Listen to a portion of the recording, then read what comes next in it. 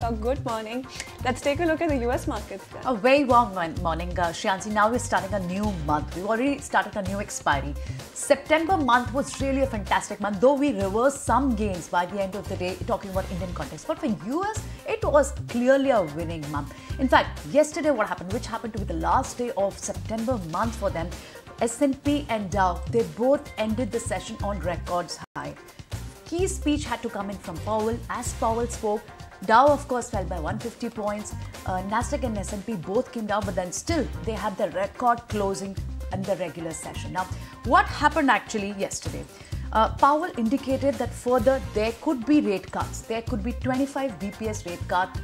That means a quarter percentage point, 50 BPS in total, 2 rate cuts, 25 BPS each. Now, but then he also spoke about a little hawkish statement, we should say. He also spoke about that the interest rate cannot be the aggressive rate cut, which just recently happened, should not be interpreted as a sign that the future moves also would be aggressive. But then, yes, there's some key data which our producer is getting in. Let's just address that first. So, indices closed, you're talking about the entire month. The indices closed Q3 on a positive note. It was not just the month, it was a quarter close also. A winning month. S&P saw one of the best trading month also ever since after 2019. S&P, Dow and Nasdaq both closed September on a winning note. Now this is on the move of the kind of movement that we saw on the indices. However, when Powell started to speak, market did fell a little. Now what about US futures? US futures, if you talk about, let's just get you more cues now. Now, what did the key trigger? There are a lot of economic data which is coming in. On Friday also data is coming in, and that could be a watchful gauge for the Fed also to understand and to decide on the way forward. But what exactly happens? Powell indicated clearly there would be rate cuts coming in.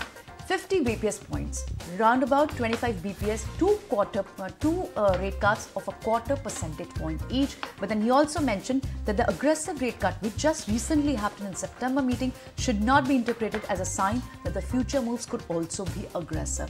So that means as the economy improves, as anticipated, if the economy improves, then only they will make such rate cuts.